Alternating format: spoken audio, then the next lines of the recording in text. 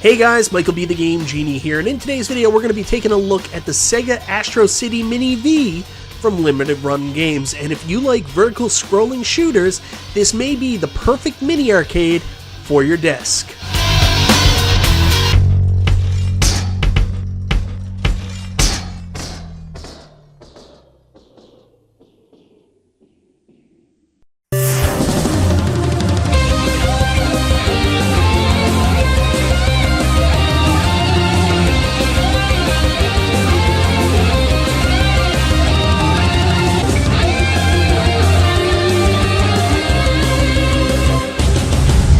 So that's right guys, today we're going to be taking a look at the Sega Astro City Mini V, where the V stands for vertical, and in this case, vertically mounted monitors. You may remember last year there was already another iteration of the Sega Astro City Mini. That one came with a horizontal screen. This time we're getting the second iteration, comes with a vertical screen and 23 vertically oriented arcade games. I want to say a huge thank you to Limited Run Games for sending out the Sega Astro City Mini V for the purpose of this review. I'm very excited to check it out, check out its build quality, the included games, and see if it is worth the price tag for you to own this at home. And spoiler alert, like I mentioned in the opening, if you love vertically scrolling shooters, this may just be the perfect mini arcade for your desk at work.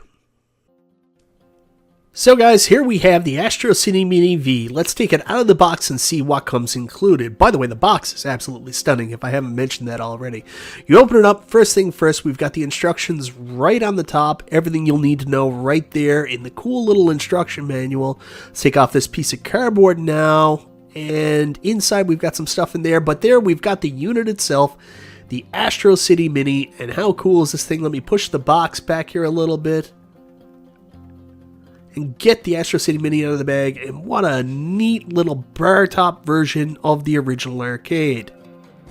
So then we take out this piece of cardboard that we had out earlier. Let's take a look at what's included inside. Of course, I tried to open the wrong side, but we'll pull it out. We've got an HDMI cable, and we've got a USB to USB-C charging cable. Unfortunately, this does not come with the power block, and you're going to need a very specific power block. Make sure you have the right one to power up the unit, and that's everything you get in the box with the Sega Astro City Mini V. The Astro City Mini V from Limited Run Games is a faithful reproduction of the original arcade candy cab in the 1/6 scale. This is the follow-up to last year's Astro City Mini with a horizontal screen and exactly the same build outside of the change in screen orientation. This is actually my first opportunity to try the Astro City Mini, as I never picked up the original, as I have actually never came across one in real life in the arcade, and it didn't have the same nostalgia pull to me that maybe it did for others. When the opportunity came up to review this version of the Astro City Mini, something that did appeal to me outside of nostalgia was the vertical screen and the great list of scrolling vertical arcade shooters, which I love. So I jumped at the opportunity, and I'm glad that I did, because this is one of the best mini arcades I have played to date. Just to follow up, this is a 1/6 scale recreation of the bar top section alone, and if you want the full cabinet, you will have to buy an additional base. With that out of the way, we can finally start talking about how cool this little guy is. Like I mentioned, I don't have that much arcade nostalgia for candy cabs, and especially the Astro City personally, and one thing that always threw me off about a candy cab was the absence of a traditional marquee. Here they have replicated exactly the Astro City Mini marquee and included this really cool little green light bar that fires up once the machine starts up. I personally love the aesthetic of the cabinet, but not so much because of the form factor, but the color scheme the cabinet has with the white, black, and neon green, which scream early 90s to me and reminds me of a Kawasaki Ninja motorcycle for some reason. Moving down the mini arcade cabinet from the marquee is the awesome 4.6-inch vertical LCD that they have in this thing. The screen is bright and tight with beautiful, vibrant colors showing off its impressive color depth. One very impressive element with this mini arcade is the quality of the screen and how there is no angle at which you will experience washout or discoloration, which isn't usually the standard for many of these smaller arcade products.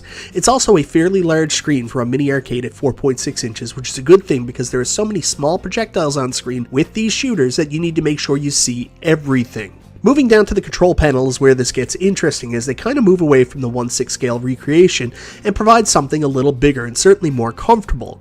Here the controls, I would say, are closer to 1/2 or 1/3, which leave them just big enough to be super comfortable to play with, but not too big that it'll make your hands uncomfortable on the control panel.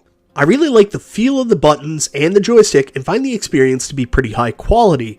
Above the joystick you will find two buttons that act as an insert coin and a start button for the games, and while smaller they still work fairly good. One detriment of the control panel is there aren't more buttons, as you will notice there is no button to exit the game or bring up save states, and this has to be done with a hotkey combination of hitting the two little yellow buttons in unison. This is certainly not a terrible solution, but definitely a little awkward. Then it comes to controlling the volume on the machine, and unfortunately there is no physical button to do so, and you actually have to go into the cabinet settings to change it. If you are unhappy with the controls, there are several ports on the back of the cabinet, including two USB ports for you to plug in external controllers that I don't think are super necessary unless you are using the HDMI out and playing on an external monitor, as this is a little awkward to hold in your lap when playing on a TV. Moving on to gameplay, that's where this cabinet really shines, with 23 vertically oriented arcade games from Sega, Toaplan, Psycho, and so many more. If you like shooters, you are in for a real treat because there are some good ones here. The games range from time period all the way back to 1980, the year of the monkey when I was born, to the turn of the millennium in 99. Really all I feel I need to say is Raiden, and I mean hell, it's worth buying for that alone, but there's so many other just dynamite shooters on this, such as Gunbird, Strikers 1945, Truxton 1 and 2, and a bunch of games I've never heard of but have enjoyed the hell out of so far. All the games play really well and look really good on the mini arcade as well as in 720p on your TV. Now, of course, when outputting to your TV, the games will still be in vertical orientation. You will have some black bars on the side, but luckily there are options to add your choice of a few different side panels. I'm old school, so I'll stick with the black bars, but feel free to get creative. Also, speaking of old school, some people may want more of a CRT look while playing these retro games, and lucky enough, there are a few different scanlight options you can choose to see what looks best for you, as well as a sharpening option. Me personally, I just left it on default and found that was typically the best result.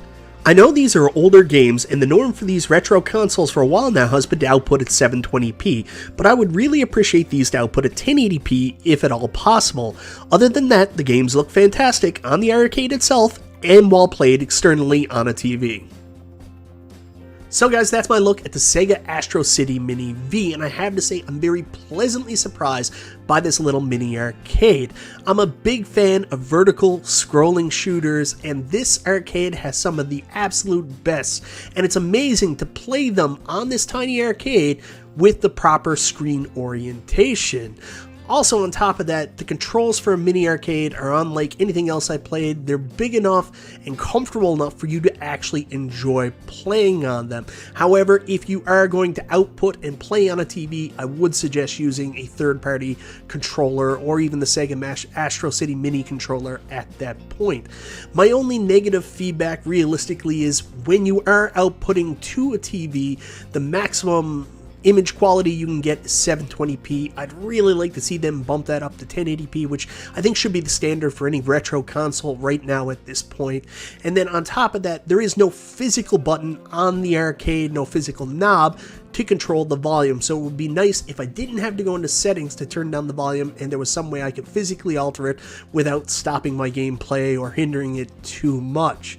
Anyways guys, outside of that, I think this thing is awesome, and it may just be the perfect accessory for your desk at home or at work, especially, again, like I've said so many times, if you love vertical scrolling shooters. Anyways guys, I'm going to ask you at home, what do you think of the Sega Astro City Mini V?